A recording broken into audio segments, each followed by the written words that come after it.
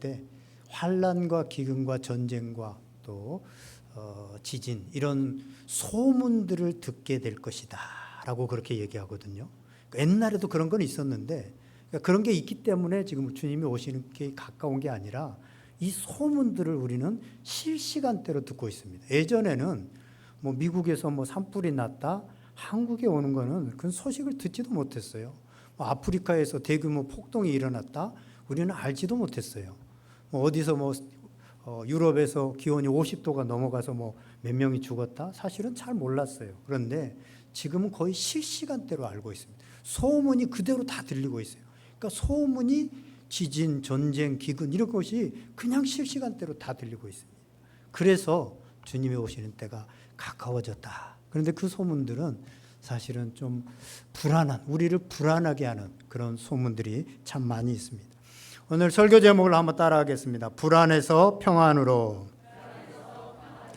오늘 말씀을 듣고 전하는 가운데 우리의 모든 불안이 평안으로 바뀌어지는 은혜가 있기를 주님의 이름으로 간절히 축원드립니다. 우리 옆 사람들과 한번 인사합시다. 평안하세요.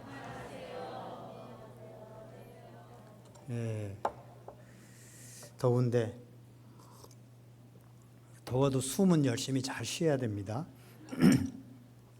지난 3년 동안 우리는 코로나로 인해서 참 많이 불안해했죠. 처음에는 이게 무슨 병인지를 몰라서 더더욱 불안해했고 모이지도 못하고 뭐 생업에도 문제가 있고 많이 불안해했습니다. 아직도 뭐 조금 남아있기는 하지만 이제는 뭐 그것 때문에 많이 불안해하지는 않은 것 같습니다. 그런데 지금 우리 사회에 또 하나의 불안 요소가 있는데 불특정 다수를 향하는 마구잡이 휘두르는 그 흉기 난동 때문에 굉장히 우리 사회가 지금 불안해하고 있고 자기도 그것을 그렇게 하겠다라고 하는 사람들이 막 계속해서 글을 올리고 있고 늘어나고 있습니다. 그러다 보니까 온 국민이 불안해하고 있습니다.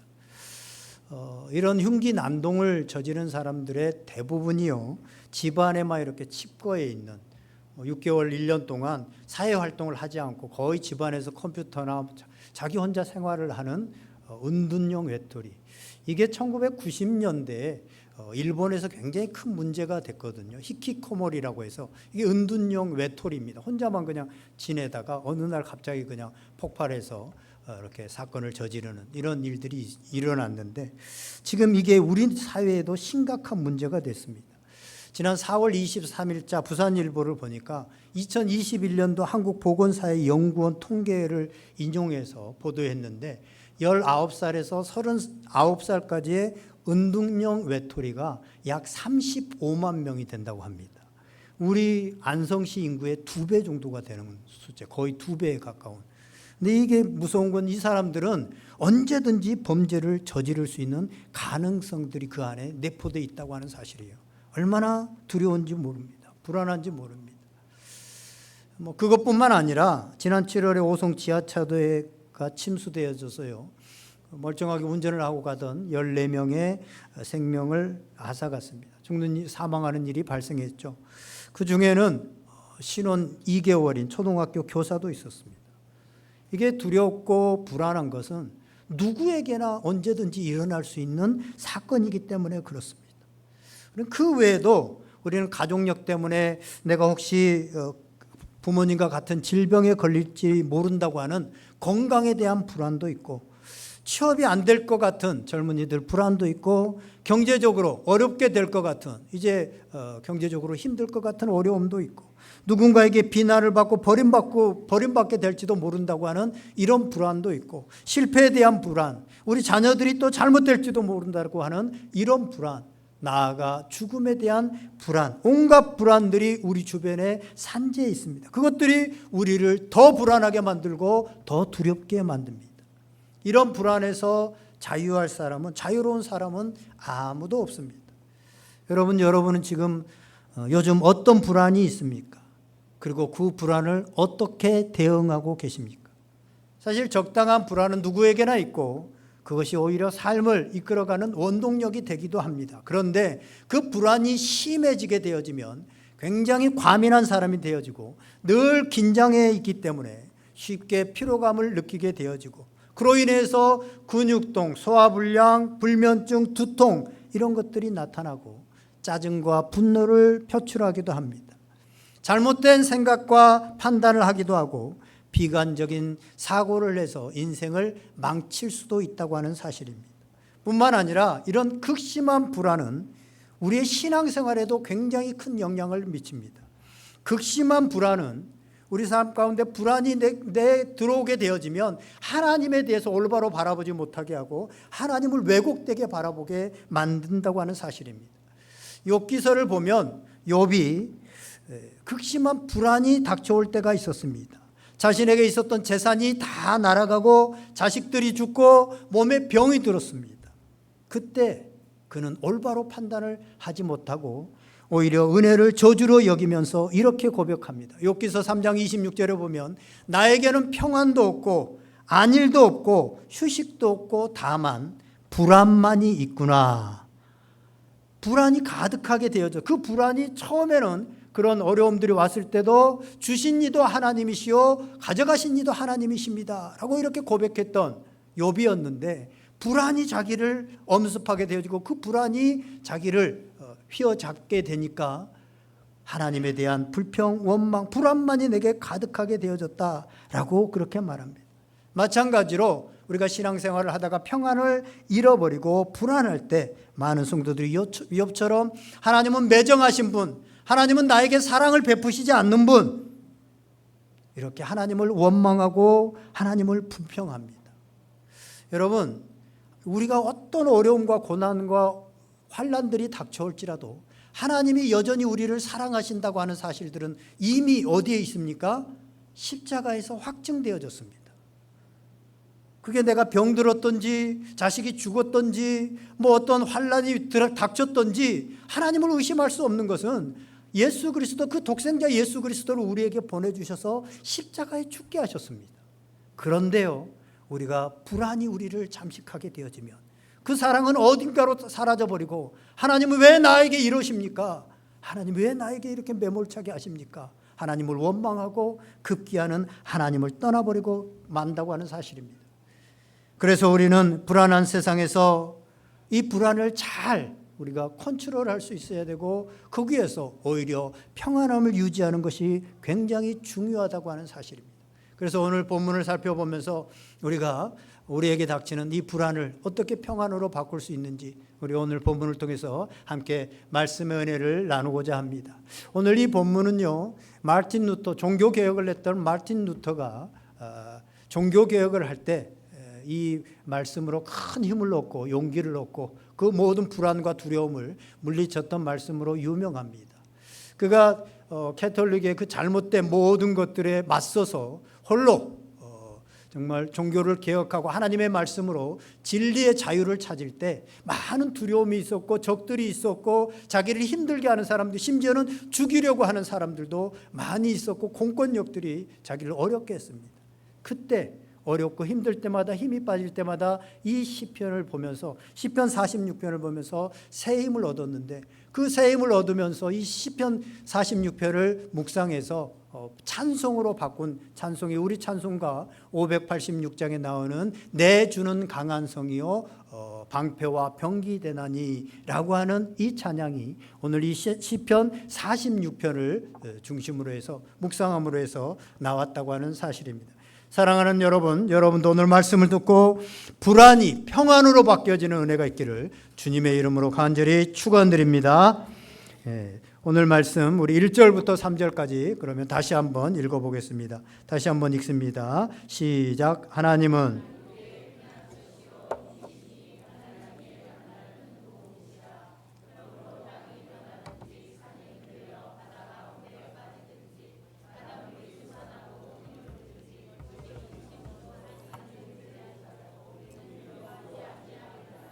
아멘. 시편은 시입니다. 시는 함축된 언어로 이렇게 기록되어져 있죠. 그러니까 그냥 봐서는 잘 이해가 안 될 때가 많이 있습니다. 그래서 우리가 초등학교, 중학교 이렇게 학교 다닐 때 시를 읽을 때는 그 배경을 이렇게 잘 알아야 되는, 지금 이 시가 일제강점기 때 써진 시냐 뭐 이래서 그 배경들을 알아야 될 필요가 있습니다. 그래서 제가 이 배경들을 좀 살펴보았는데요. 오늘 우리가 시편 46편은 열왕기하 18장 19장에 나오는 히스기야 왕이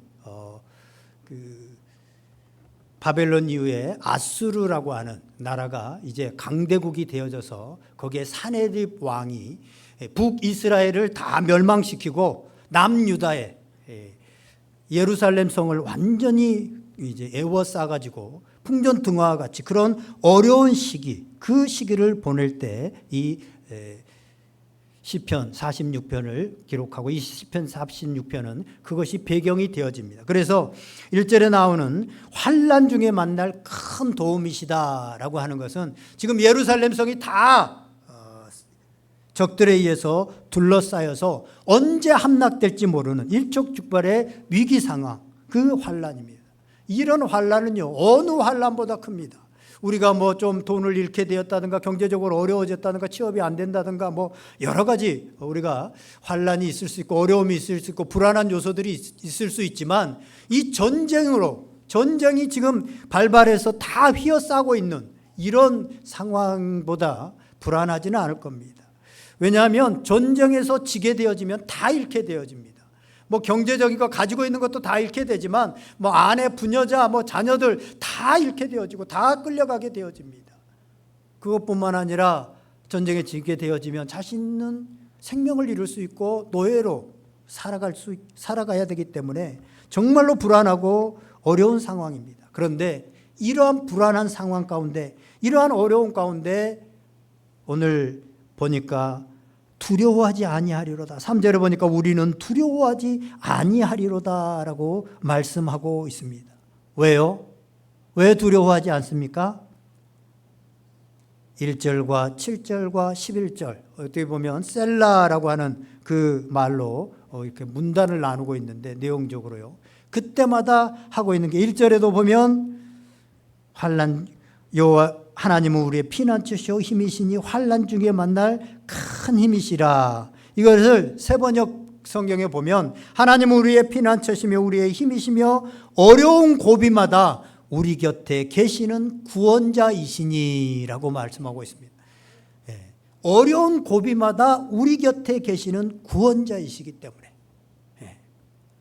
7절에도 보면 여호와께서 우리와 함께 하시기 때문에 11절에 보면 만군의 여호와께서 우리와 함께 하시기 때문에 계속해서 반복적으로 나오는 게 뭐냐면 하나님이 피난처시고 그가 우리와 함께 하시기 때문에 하나님이 피난처가 되시고 그분이 우리와 함께 하시기 때문에 우리는 어떠한 천만인이 둘러쌀지라도 두려워하지 않겠다라는 것입니다. 저는 오늘 시편 46편을 묵상하면서요, 하나님을 믿는다는 거, 우리 믿음이라는 것이 이런 것이구나라는 것을 다시 한번 깨닫게 되어졌습니다. 믿음이라는 것은 하나님을 믿으면 불안하고 두려운 상황 가운데서 두려워하지 않게 된다는 거예요. 불안이 사라지게 된다는 거예요. 산이 흔들려서 바다 가운데 빠지든지 바닷물이 솟아나고 뛰노든지 두려워하지 않는다는 거. 왜요? 피난처가 되시는 하나님이 우리와 함께 하심을 믿기 때문에 그렇습니다. 이게 믿음입니다. 그러니까 하나님을 믿는다는 것은 어떤 어려움이 오고 위기가 와도 불안해하지 않고 두려워하지 않는다는 것입니다. 여러분 다 하나님을 믿으시죠? 네. 아멘 소리에 따라서 믿음의 정도가 많이 크게 믿는 사람이 있고 조금 믿는 사람이 있는 것 같아요. 그런데 여러분 이런 믿음이 있습니까? 불안도 없고 두려움도 없는 그런 믿음을 가지고 계십니까? 하나님을 믿는다면 오늘 시편 46편은 마땅히 이런 믿음이 우리에게 있는 것이 맞는 것이다. 맞다라는 것이에요. 그러나 우리는 하나님을 믿는다고는 하는데 믿습니까? 아멘 하는데 우리에게 닥쳐오는 크고 작은 어려움, 실직, 자녀의 어떤 방황, 또 뭐 건강의 문제, 뭐 주변 사람들의 비난 이런 것 앞에서 불안해하고 염려하고 걱정하고 좌절하고 낙심하는 모습이 우리의 모습이라고 하는 사실입니다. 왜 그렇습니까? 그 이유가 뭡니까? 아직까지 이런 믿음을 우리가 갖지 못했기 때문입니다. 그러면 어떻게 하면 오늘 이 시편 46편과 같은 믿음을 가질 수 있을까요? 그 열쇠는 피난처 되시는 하나님에 대해서 우리의 눈이 새롭게 열리면 됩니다. 새로운 눈이 뜨이는 것입니다. 우리가 어떤 일이 있어도 불안해하지 않고 두려워하지 않는 믿음은 피난처이신 하나님이 정말 나와 함께 하신다는 그것에 우리의 눈이 뜨이는 것입니다. 이런 눈이 뜨이는 은혜가 여러분들에게 있기를 원합니다. 여러분, 하나님이 정말 내 곁에 계시는 분으로 믿어지십니까? 오늘 1절에 어려운 고비마다 우리 곁에 계시는 구원자 되신다고 하는 사실, 이것이 믿어지고 확신하게 되어지면요, 뭐가 무섭겠습니까? 어떤 게 무섭겠습니까? 사실은 순교자들은요, 이 하나님을 있기 때문에 스데반 집사님 같은 분들, 이게 된 거예요. 그러니까 죽이겠다고 돌을 던지는 상황 속에서도 하늘을 바라보게 돼요. 하늘문이 열리는 것이 보게 되어지고 전혀 두려워하지 않고 불안하지 않는, 당신은 암에 걸려서 죽습니다 라고 했는데도 전혀, 그래서 뭐 어때? 사람 다 죽는 건데 주어진 날 동안 주님과 열심히 동행하면 되고 기쁨으로 찬양하면 되는 거지. 이렇게 되는 거예요. 계속해서 그래서 오늘 1절, 7절, 11절에 반복하는 게 만군의 여호와 하나님께서 우리와 함께 하신다라는 거예요. 하나님은 하늘 저편에 저 멀리서 권위 있게 허허 잘하면 칭찬해 주고 상 주고 못하면 벌 주는 그런 하나님이 아니라 오늘 우리 곁에 오셔서 우리와 함께 하시는, 나와 함께 계시는 하나님이라고 하는 사실입니다. 여러분, 예수님의 다른 이름이 뭡니까? 예수님의 또 다른 이름이 하나 마태복음에 나오는데 예수님의 이름이 임마누엘입니다. 마태복음 1장 23절에 보면 보라 처녀가 잉태하여 아들을 낳을 것이요 그 이름을 임마누엘이라 하셨다 하리니 이는 이를 번역한즉 하나님이 우리와 함께 계시다 함이라. 네. 임마누엘, 예수님은요 하나님이 우리와 함께 계시는 그 하나님이십니다. 성자 예수님은 우리와 함께 계시는 하나님이십니다. 그 예수님이 가시면서 성령 하나님을 보내주시겠다고 했습니다. 예수님이 하나님이신 그분이 성자 예수님으로 오셔서 제자들과 함께 동행하고 같이 밥도 먹고 같이 잠도 자고 길도 예비해 주시고 인도해 주시고 풍랑 가운데서도 잠잠케 해주셨던 그 예수님이 이제 가시면서 너희들에게 성령 하나님을 보내줄게. 그리고 이제 성령 하나님이 우리와 함께 동행하시겠다라고 말씀하고 있습니다. 이제 성령 하나님께서 우리와 함께 인생길을 걷고 있는 것입니다. 이것이 머리로만 아는 지식이 아니라 실제로 체험되어진 사람, 그래서 믿음으로 굳어진 사람, 이 사람은 어떠한 상황 가운데서도 불안할 게 없다고 하는 사실입니다. 저는 이번에 제가 아프면서요, 정말 제가 믿음이 없는 형편없는 목사라는 생각을 다시 한번 하게 되어졌습니다. 왜냐하면 그 이유가요, 이번에 제가 몸이 이곳저곳 갑자기 아파서 병원에 갔는데 뭐 나름 이름도 있고 또 이분 저분 뭐 의사 선생님들이 암이라는 소리를 하더라고요. 그렇죠? 그 소리를 듣게 되어지고 또 수술이 이런저런 수술을 뭐 두세 번 받으면서 그 위험에 대해서 막 써가지고 막 설명해주고 사인하라고 굉장히 무섭게 말하더라고요.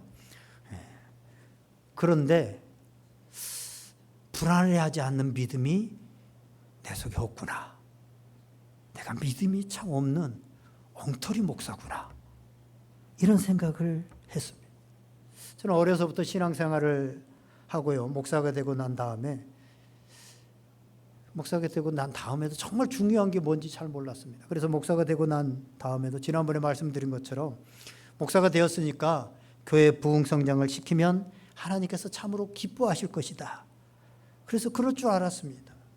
그 속에는 내가 성공한 목사라는 소리를 듣고 싶은 그런 욕심도 있었겠지요.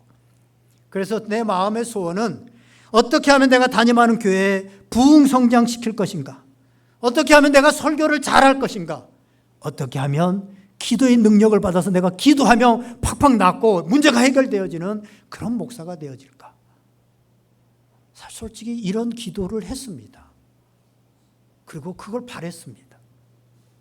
어떤 생각까지 한지 아세요? 심지어 내가 좀 돈이 많이 있고 나한테 돈을 투자해 주는 사람이 좀 있으면 교회 하드웨어, 교회 외형을 좀 멋지게 짓고 만들어 가지고 하면 교회가 좀 부흥하지 않을까? 교회가 너무 멋있으면 말이에요. 또 어떤 생각도 한 줄 알아요? 제가 오카노 목사님처럼 키도 좀 크고 얼굴도 이렇게 새까맣지 않고 하얗고 그러면 성도들이 좀 더 많이 몰려와서 교회가 부흥할 수 있었을 텐데, 이런 어리석고 바보 같은 생각을 하는 목사였습니다. 이렇게 신앙생활하고 목회를 하다 보니까 오늘 본문과 같은 그런 믿음을 갖지 못했습니다. 제가 신앙생활을 처음부터 또 목회생활을 하면서 하나님과의 친밀함, 나와 함께 계시는 그 하나님의 눈이 뜨이고 그 하나님과 동행하는 삶을 살았다면 지금 노아처럼 이 어려운 시대에 지금 내가 무엇을 해야 되는지 하나님으로부터 분명한 걸 알고 120년이 아니 300, 내 인생을 다해서라도 배를 사람들이 조소할지라도 배를 건축하는 이런 일을 했을 텐데 엄청난 믿음의 용사가 되어서 전혀 흔들리지 않는 사람이 되었을 텐데 라고 하는 생각들을 갖게 되어집니다. 우리가 하나님이 우리와 함께 하시다고 하는 것, 그것을 정말로 지식으로가 아니라 내 삶의 체득으로 또 실제로 그렇게 받아들일 수 있고 그렇게 믿는 사람에게는 하나님의 놀라운 평안이 있다고 하는 사실입니다. 어떠한 상황에서도 흔들리지 않는 그런 사람이 되어지고 믿음의 사람이 되어진다고 하는 사실입니다. 이제 4, 5절 말씀을 읽어보겠습니다. 4절, 5절 같이 읽습니다. 시작.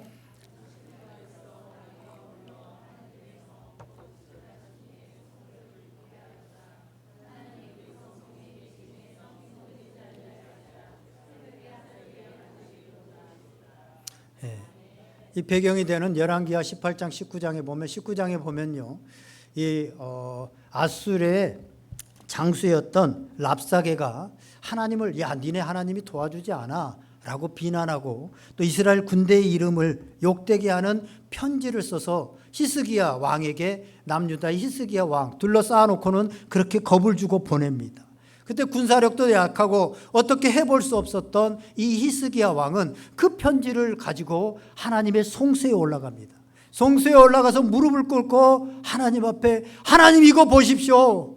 저 이방인들이 하나님의 이름을 욕되게 하고 여호와의 군대, 이스라엘 백성들을 지금 비난하는 이런 글을 지금 편지로 보냈습니다 라고 기도합니다. 그때 놀라운 일이 벌어지게 되어지죠. 그 상황을 배경으로 해서 말씀하고 있는 게 오늘 5절입니다. 하나님이 그 성 중에 계심에 성이 흔들리지 아니할 것이라 새벽에 하나님이 도우시리라. 아멘. 놀라운 일이 벌어지게 되어지는데 여호와의 사자가 그 밤에 역사에서 군대를 일으켜서 그냥 이스라엘 백성들은 아무것도 하지 않았는데 적군 18만 5천 명을 다 물리쳐 버립니다. 그러니 하나님이 새벽에 도우시리라 라고 고백하고 있습니다. 기도할 때 하나님이 역사하십니다. 특별히 새벽은 방해받지 않는 하나님의 시간입니다. 다른 시간들은요, 직장에 출근을 해라, 오늘 일이 많으니까 야근해라, 그래서 저녁 시간 우리가 8시 9시 또 가족과 함께하는 시간, 또 아이들은 또 학원에 가야 되고 다 방해받지만 새벽 4시 5시에 나오라는 데는 없습니다. 학원도 새벽 4시 5시, 그렇죠? 방해받지 않는 시간입니다.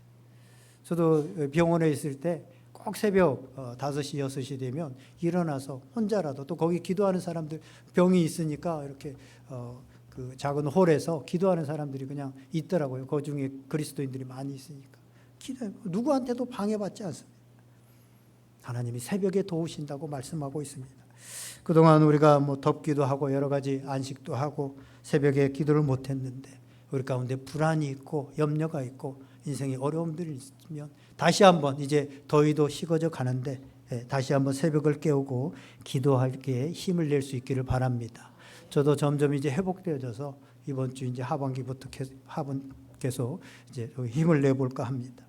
어쨌든 히스기야가 기도하고 하나님의 응답하시고 하나님의 사자가 나타나서 싸워주시니까 이 사네립과 랍사게 장군이 그냥 힘을 못 쓰고 자기 나라로 돌아가고 맙니다. 이에 대해서 말씀하고 있는 게 오늘 9절입니다. 자, 9절 보세요. 그가 땅끝까지 전쟁을 쉬게 하시며 활을 꽂고 창을 끊으며 수레를 불사르시는도다. 아멘. 하나님께서 전쟁을 쉬게끔 다 돌려보내셨다고 하는 사실을 말씀하고 있습니다.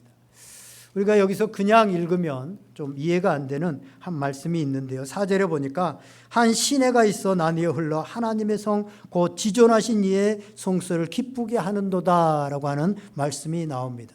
지금 예루살렘 성에 전쟁이 일어났는데 갑자기 시내 얘기를 합니다. 시내. 시내, 물이 흐르는 시내. 그런데 이 시내를 원문에서 보면 나하르라고 하는 말입니다. 나하르는 우리나라도 그렇지만 특별히 제주도에 가면요, 이 시내들이 있는데, 개울들이 있는데 비 올 때만 물이 많이 흐르고 평소에는 흐르지 않는 그런 개울들이 많이 있죠. 우리 뒤에 있는 요 조그마한 개울도요, 비 올 때는 2, 3일은 흐르지만 그 이후에는 또 말라서 흐르지 않습니다. 그런데 이 나하르라고 하는 것은 계속해서 1년 내내 흐르는 그런 강을 말하고 있습니다. 그래서 시내라고 하는 것은 정확한 번역에서 조금 약하다라는 생각들이 드는데요. 어쨌든 계속해서 흐르는 그런 강입니다. 그런데 지금 예루살렘 성을 배경으로 하고 있고 그 성, 나뉘어 하나님의 성이라고 말을 하는데 이 하나님의 성인 예루살렘에 무슨 시내가 흐르고 1년 44절 물이 흐르느냐라는 것을 우리가 생각해 볼 수 있습니다. 고대 수도를 정할 때, 지금도 뭐 그렇겠지만 수도를 정할 때 수도에는요 반드시 세 가지가 있어야 됩니다. 하나는 적들의 침공을 잘 막을 수 있는, 침략에 대비할 수 있는 곳이어야 되고, 두 번째로는요 교통의 요지가 돼야 됩니다. 한 구석에 있으면 안 됩니다. 모든 교통이 사통팔달 잘 발달할 수 있는 곳에 있어야 되고, 세 번째가 중요한데요, 물이 있어야 됩니다. 그래서 각 나라의 도시, 큰 도시를 보면 반드시 큰 강을 끼고 있습니다. 우리나라도 제일 큰 강, 한강을 끼고 있는 게 서울이죠. 그 후고구려를 창건했던 궁예가요, 잠시 우리 안성 땅 저기 삼죽 쪽에 가면 칠정사라고 하는 곳이 있죠. 그 절이 있습니다. 칠장사라고 하는 그 절이 있는데 거기에 잠시 머물렀던 적이 있습니다. 여기 안성에 머무르면서 안성을 도읍지로 정해야 되겠다라고 하는 생각을 품었습니다. 왜냐하면 보니까 안성도 나름대로 분지예요. 그래서 산성이 쫙 이렇게 산이 이렇게 잘 적들을 막을 수 있는 그런 곳이고요. 또 하나는 사통팔달, 이게 교통의 요지예요. 안성이 그 철도만 저쪽 평택으로 안 갔으면 사실 안성이 훨씬 발전할 수 있는 그거예요. 그런데 그렇지 않았던 게요, 물이 큰 강이 없는 거예요. 도읍으로 정할 만큼 큰 강이 없어서 정하지 않았다라는 얘기가 있습니다. 수도 예루살렘, 이스라엘 수도 예루살렘은요 남북의 길목에 있기 때문에 교통의 요충지였고 해발 800m, 700~800m 있었기 때문에 굉장히 천연적인 요새였습니다. 그런데 거기에도 물 근원이 없었습니다. 그래서 바깥에서 예루살렘 안으로 물을 끌어왔어야 되는데 그것이요 기온샘이라고 하는 곳에서 물줄기를 예루살렘 안으로 끌어들였습니다. 이게 히스기야 터널입니다.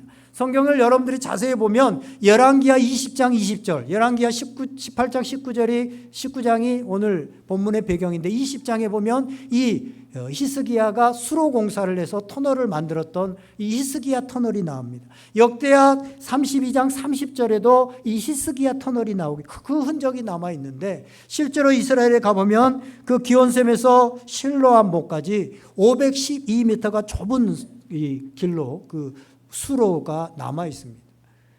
제가 성지순례를 가서 보고 왔으면 지금 생생하게 막 이렇습니다. 열을 내면서 할 건데 사실은 보지 못해서 자료만 제가 얘기를 하니까 좀 덜 실제감이 있는데요. 아무튼지 간에 그 히스기야 터널을 통해서 물을 공급받았어요. 이 아수르의 군대장관 랍사게는 예루살렘을 포위하면서 그 식수 문제로 오래 버티지 못할 것이다. 그냥 우리가 이렇게 둘러싸고만 있어도 이들은 곧 멸망할 것이다 라고 생각했는데 이 예루살렘 도성이요, 이 나하르로 말미암아서, 이 나하르 수로로 말미암아서 이스라엘 백성들은 그들의 생명을 유지할 수 있었고 거기다가 하나님께서 18만 5천 명을 새벽에 멸하시는 사건으로 인해서 하나님의 도움을 직접적으로 체험할 수 있었던 것입니다. 제가 왜 이걸 구체적으로 이렇게 이 상황을 말씀드리냐면 이 위기 상황 가운데서 우리가 살아가면서 하나님의 백성들을 세심하게 또 구체적으로 인도하시는 하나님의 손길이 있다고 하는 사실입니다. 여러분들 잘 생각해 보세요. 여기까지 여러분들이 지내온 게 인생에 여러 고비들이 있었고 어려움들이 있었습니다. 굉장히 불안한 상황들이 있었습니다. 때로는 죽음의 고비도 있었습니다. 저도 지금 생각해 보면요. 제가 교회 지붕에서 떨어졌을 때, 여러분 3층에서 떨어지면 사는데 지붕에서 떨어지면 죽는 거 아시죠? 몸이 회전을 안 해서 그렇습니다. 머리로 바로 떨어지기 때문에 그렇습니다. 그래서 머리로 떨어져서 죽었어야 돼요. 그런데 그 자리에 실외기, 에어컨 실내기가 있었다는 거 아니에요. 그게 쿠션의 역할을 했다는 거 아니에요. 뭐 그런 것들은 수없이 많이 있습니다. 이스라엘 백성들이 에워싸서 물이 없어서 꼼짝없이 죽어야 되는데 이 나하루로 인하여서 그들이 살게 되어졌다는 거예요. 이걸 고백하고 있는 겁니다. 결정적인 하나님의 방법과 하나님의 그 인도하심으로 이스라엘이 살게 되어졌다는 것이 바로 이 신의 나하르라고 하는 개념입니다. 이런 것이 계속해서 있는데요. 계속해서 우리 10절을 보면 이르시기를 너희는 가만히 있어 내가 하나님됨을 알지어다 내가 문나라 중에서 높임을 받으리라. 이 말씀이 어디서 또 나옵니까? 출애굽기에 나옵니다. 출애굽기에 이스라엘 백성들이 이제 애굽에서 나와서 가나안으로 가게 되어집니다. 그런데 나오자마자 앞에는 홍해바다가 가로막고 있고 뒤에는 이스라엘 백성들이 쫓아옵니다. 꼼짝없이 엄청 불안한 상황이고 두려운 상황입니다. 이러한 상황 가운데서 사람들이 너무나도 두려워하고 하나님을 원망하고 모세를 원망하게 되어집니다. 그때 모세가 하는 말이 출애굽기 14장 13절에 이렇게 말합니다. 너희는 두려워하지 말고 가만히 서서 여호와께서 오늘 너희를 위하여 행하시는 구원을 보라. 아멘. 하나님께서 바다에 길을 내셨습니다. 도저히 인간이 생각할 수 없는 하나님의 방법으로 그 두려움의 그 불안의 상황들을 헤쳐나갈 수 있게 하셨다는 것입니다. 이처럼 하나님은 하나님의 때에 하나님의 방법으로 예비하신 놀라운 은혜를 체험한 이스라엘 백성들, 그 백성이 고백하고 있는 것이 바로 이 46절입니다. 나하르를 또 홍해를 가르시는 하나님의 그 구체적인 인도하심, 그 체험들, 그 체험을 바탕으로 해서 어떠한 어려움, 어떠한 두려운 일이 있어도 나는 두려워하지 않겠다라고 그렇게 고백하고 있습니다. 지선아 사랑해 이지선 자매 아십니까? 아시죠? 많이 들어서 한번 사진을 보여주실래요? 어려서부터 나름대로 교회 생활도 잘하고 부모님도 예수님 믿었어요. 비교적 착하게 공부도 열심히 해서 서울에 괜찮은 대학, 우리가 쉽게 갈 수 없는 대학에 들어갔어요. 그리고 열심히 공부하고 23살 졸업을 앞두고 있는데 불의의 사고로 전신 화상을 입게 되어집니다. 얼굴을 열 몇 번 수술해야 되고 손가락도 2개나 잘라야 돼, 절단해야 되는 그런 상황 속에서 하나님 왜 나에게 이런 일이, 원망도 하고 치료 과정에서 절망도 했지만 부모님의 믿음과 자신이 가지고 있었던 믿음으로 이겨나갑니다. 어느 정도 치료가 되어져서, 그래서 지금 저 왼쪽에 있는 사진은 잘 치료가 되어지고 사진 각도를 좀 예쁘게 해서 그렇지 진짜 처음에 모습은요 진짜 도저히 바라볼 수 없는 그런 모습이었습니다. 그런데 그때 치료는 됐다고 하지만 자신의 얼굴을 거울로 볼 수 없는, 거울을 볼 도저히 자신이 없는, 그리고 손가락도 잘려가지고 뭘 할 수도 없는 그러한 상황에서 교회에 기도하러 갔습니다. 하나님 앞에 왜 이런 일이 나에게 있어야 되고 원망도 하고 기도하고, 하나님 무엇보다도 살았는데 산 게 아니에요. 미래에 내가 이 모습으로 어떻게 살아가야 됩니까? 뭘 해야 됩니까? 얼굴은 이렇죠. 손가락도 없죠. 무엇을 어떻게, 미래에 대한 불안이, 살았지만 살 수가 없는 그런 상황 가운데 하나님께 기도했지만 하나님께서 아무런 하나님께로부터 응답을 받지 못합니다. 그리고 그 다음 날 이제 예배에 와서 목사님이 설교를 듣는 가운데 그 설교 가운데서 지선아 내가 너를 사랑한다, 내가 너와 함께 하겠다라고 하는 하나님의 음성을 듣게 되어집니다. 그리고 용기를 얻게 되어집니다. 그리고 지금 23년이 지났습니다. 포항에 있는 한동대학 교수를 거쳐서 자기가 대학 다녔던 이화여대에 올해 교수가 됐습니다. 요즘 교수가 되는 것, 그것도 명문대학의 교수가 되는 건 정말 힘든 일입니다. 그리고 코스타 강사로 수많은 젊은들에게 희망 아이콘으로 꿈과 희망을 주는데 쓰임받고 있습니다. 어떤 목사님이 화려한 말로 지금 죽어가고 있는 청년 청소년들에게 아무리 좋은 메시지를 해도 변하지 않고 가슴이 울림이 없는 청년 청소년들이 이 이지선 자매의 간증을 들으면서 새로운 힘을 얻고 나도 살아봐야 되겠다, 나도 꿈을 가져야 되겠다라고 하는 희망 아이콘으로 쓰임받고 있습니다. 우리는요, 흔히 문제가 너무 커서 두렵고 불안하다고 생각합니다. 그렇죠. 불안이 왜 옵니까? 불안은요, 내가 할 수 없다라고 생각할 때 불안이 옵니다. 내가 할 수 있으면 불안하지 않습니다. 아무리 문제가 커도 내가 할 수 있다고 하면 사실 불안하지 않습니다. 불안은 내가 할 수 없는 일이 내 주변에서 나에게 벌어지고 있기 때문에 그때 불안합니다. 그렇죠? 암이 걸렸다. 내가 어떻게 할 수 없잖아요. 그러니까 불안해지는 거죠. 자녀가 막 엄청난 방황을 한다.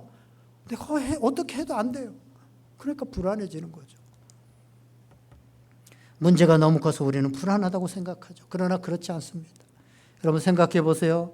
여러분들이 어떤 일을 하거나 게임을 하거나 운동을 할 때 어렵지 않고 아주 쉬운 것을 하면 재미도 없고 흥미도 없습니다.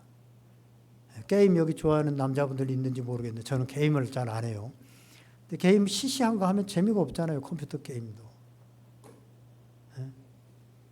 우리 건장한 우리 이상선 집사님이 초등학교 2학년짜리 하고 씨름을 한다고 생각해 보세요. 누가 이겨요? 이상선 집사님 뻔히 이겨요. 그 재미 하나도 없어요. 보지도 않아요. 그렇죠? 장난치고. 그런데 이만기 선수하고 붙었는데 이겼어. 이게 뭔가 우리가 좀 더 어렵고 뭔가 할 수 없다라고 하는 것을 이겨야만 더 재미가 있고 보람도 있고 그렇습니다.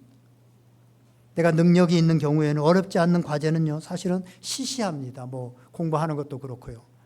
우리 인생도 신앙도 마찬가지입니다. 우리의 능력과 관련이 있습니다. 우리가 영적으로 약하니까 어떤 문제들이 불안으로 다가오는 것입니다. 그러나 피난처 되신 하나님이 나와 함께 하신다고 하는 것을 진짜로 확신하게 되어지고 체험하게 되어지면 어떤 어려운 환경이나 불안도 우리를 두렵게 하지 못하고 불안하게 하지 못합니다. 오히려 그 환경을 즐기게 되어집니다. 어린아이들이 놀이기구를 탈 때요, 처음에는 어머 무서워합니다. 그렇죠? 그런데 그게 뭐 친구들이 타고 안전하다는 것을 확신하게 되어지면 타볼까 하고 타요. 그리고 더 난이도가 높은, 처음에는 그냥 왔다 갔다 하는 그런 그네나 타고 또 뭐 바이킹이나 타고 그러다가요, 이제 뭐 청소년 이렇게 되면 뭐죠? 청룡열차도 타고 뭐 자이로 드롭인가요? 뭐 확 떨어지는 것도 하고, 그 에버랜드에 가면 엄청난 뭐 이거 하나 있죠? 보셨어요? 저는 그거 무서워서 못 타요, 지금도.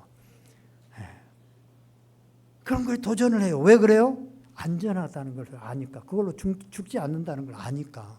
위험한 거, 어려운 거, 이런 거에 도전을 해요. 그래가지고 어때요? 막 신나해.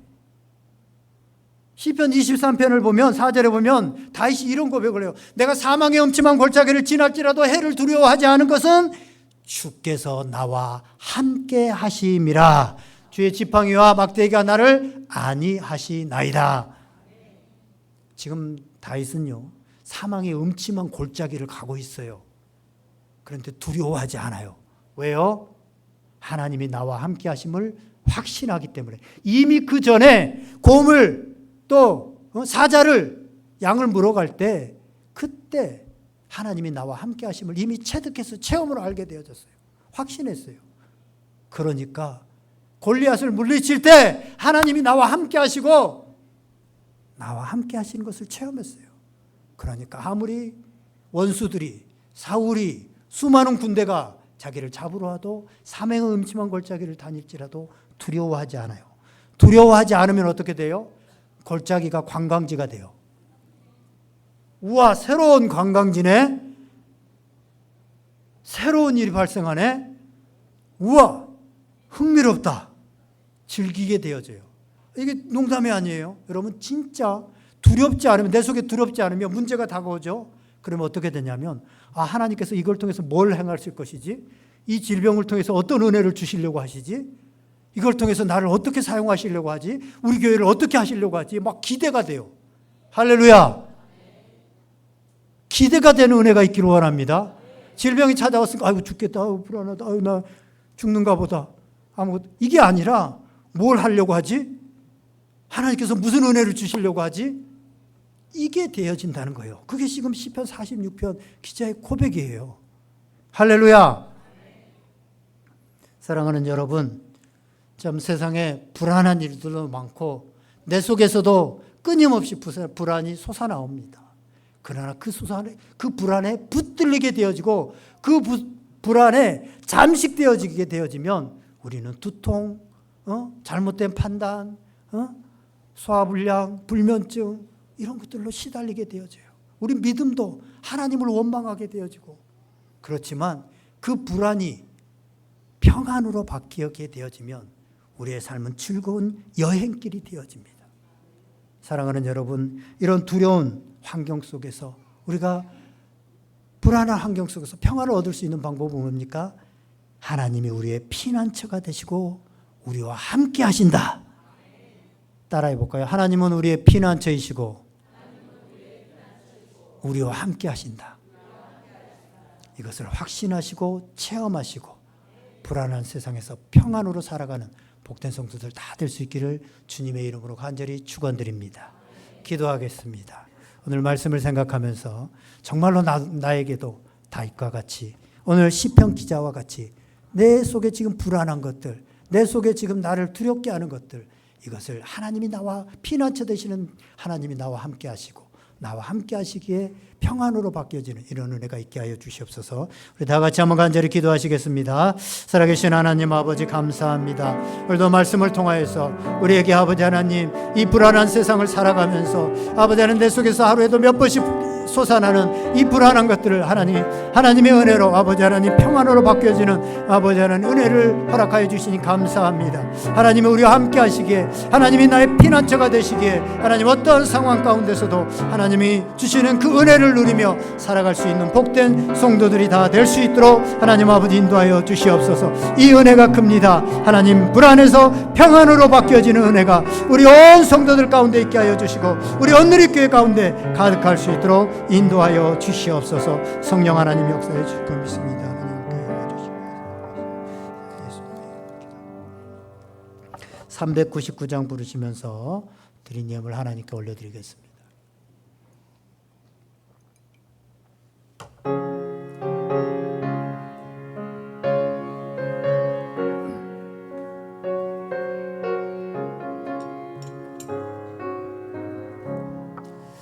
어린 양들아 두려워 마라. 주님 우리와 함께 하신다. 하늘과 땅의 모든 권세로 그 양떼들을 항상 지키신 오직 믿음으로 두려움 없으리. 오직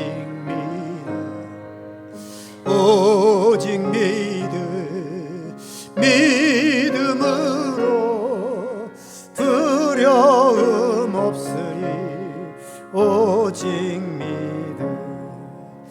어린 양들아 두려워 말아라. 주가 내 갈 길 인도하신다. 마라의 쓴물 달게 하신 주, 그 동산에서 피땀 흘리셨. 오직 믿음으로 두려움 없으리 오직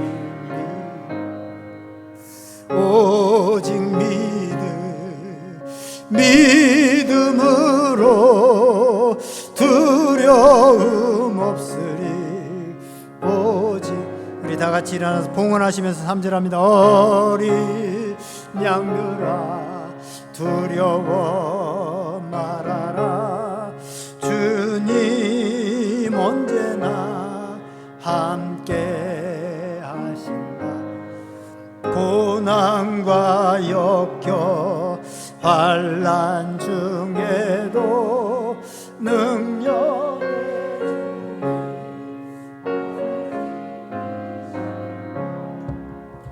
오직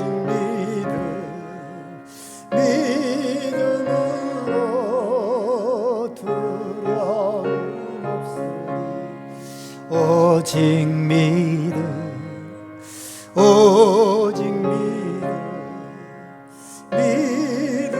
믿음으로 두려움 없으리 오직 믿음. 아멘. 자리에 앉으시고 드린 예물 하나님께 올려드립니다. 범사에 감사합니다. 범사에 감사합니다. 아버지 늘 부족함 없이 채우시는 은혜에 감사드립니다. 오늘 교회를 사랑하여 주시는 하나님께 감사드립니다. 범사에 감사합니다. 주님 범사에 감사합니다. 하나님의 크고 깊은 사랑 감사합니다. 새로운 생업을 주신 하나님 감사합니다. 항상 안전운행할 수 있도록 임마누엘로 동행하여 주시옵소서. 기도하겠습니다. 참 좋으신 하나님 아버지 감사합니다. 오늘도 아버지 하나님 불안한 세상 가운데서 우리에게 참 평안을 말씀하여 주시고 평강의 주님을 다시 한번 기억하고 그 평강의 주님으로 인해서 평안을 회복할 수 있음에 감사를 드립니다.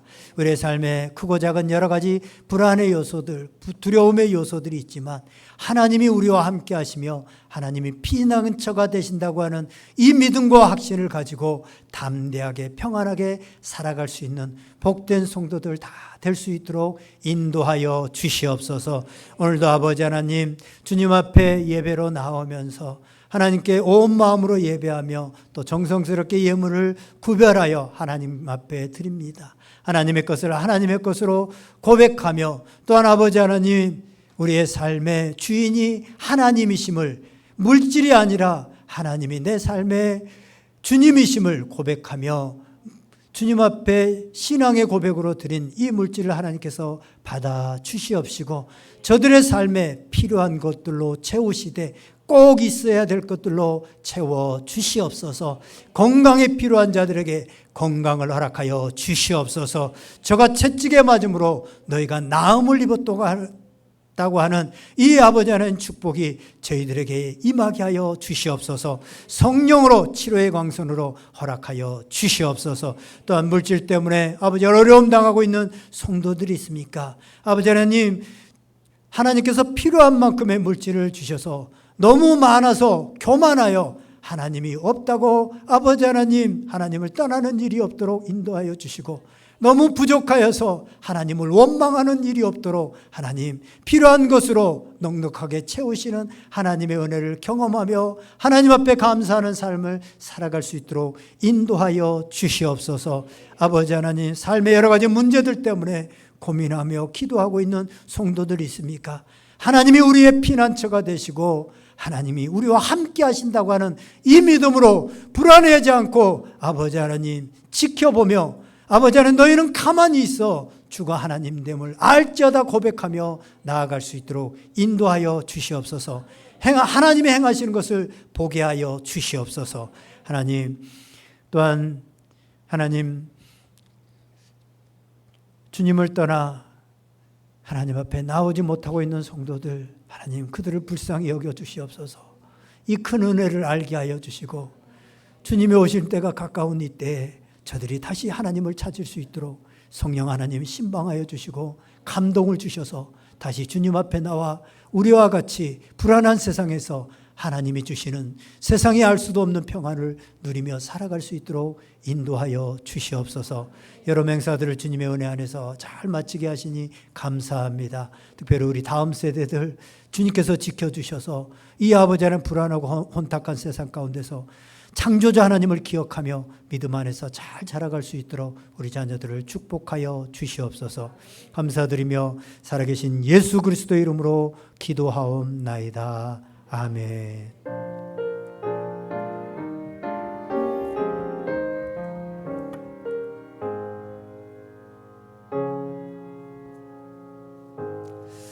예, 성도의 교제, 교회의 소식 시간입니다. 우리 옆 사람들을 보면서 집사님을 보니 하나님의 얼굴을 보는 듯 평온합니다.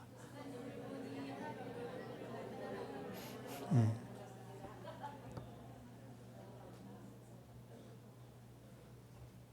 제가 여기 앞에서 보니까요, 이 더위에도 여러분들 얼굴이 편하게 보여서 너무나도 좋습니다. 예, 다행히 주무시는 분이 없어서 평안하면 또 이렇게 입신하는 분들이 가끔 있는데 더위에 없어서 감사하고요. 예, 다음 세대 우리 주일학교 사무엘, 다니엘, 보아스 여름 사역이 은혜 가운데 어제 밤늦게까지 우리 청년 사역을 마치 끝으로 은혜 가운데 잘 마쳤습니다. 기도로 물질로 몸과 마음으로 헌신해 주신 모든 분들에게 감사를 드리고 다음 세대를 위해서 계속해서 기도해 주시기 바랍니다. 오늘 오후 예배는 그 은혜를 나누는 여름 사역 보고 예배로 드립니다. 함께 하셔서 그 은혜를 여러분들도 함께 나눌 수 있었으면 좋겠습니다. 우리 하절기에 구역 예배를 연합으로 드리고 있는데 이번 주까지 우리 연합으로 드립니다. 이번 주는 우리 1교구에서 인도하시는데 더워서 그런지 지난주에 연합으로 드리는데 금요일에 오니까 많이 참여를 못하셨던데 1교구만 참석하는 것이 아니라 다 같이 참여하는 겁니다. 특별히 우리 1교구에 속한 구역장님들을 함께 독려해서 함께 참여할 수 있도록 해주시면 감사하겠습니다. 다음 주일 오후 4시에 정기당회가 있습니다.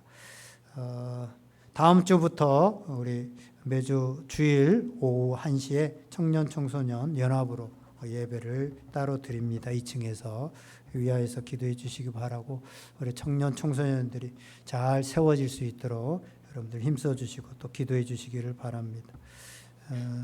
이대호 부목사님 그동안 수고 많으셨는데 다음 주에 이번 주 아니고요. 다음 주 한 주 동안 휴가가 되겠습니다.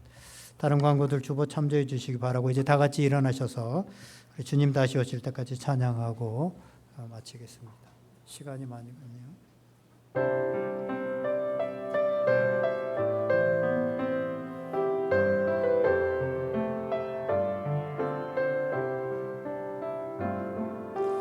주님 다시 오실 때까지 나는 이 길을 가리라. 좁은 길 나의 십자가 지고 나의 가는 길 끝에서 나는 주님을 보리라. 영광의 내 주님 아멘. 나를 맞아주시니 주님 다시 오실 때까지 나는 일어나 달려가리라. 주의 영광 온 땅 덮을 때 나는 일어나 노래하리.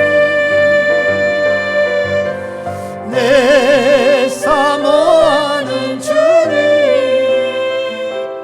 온 세상 구주시라. 내 사모하는 주님 영광의 왕이시라.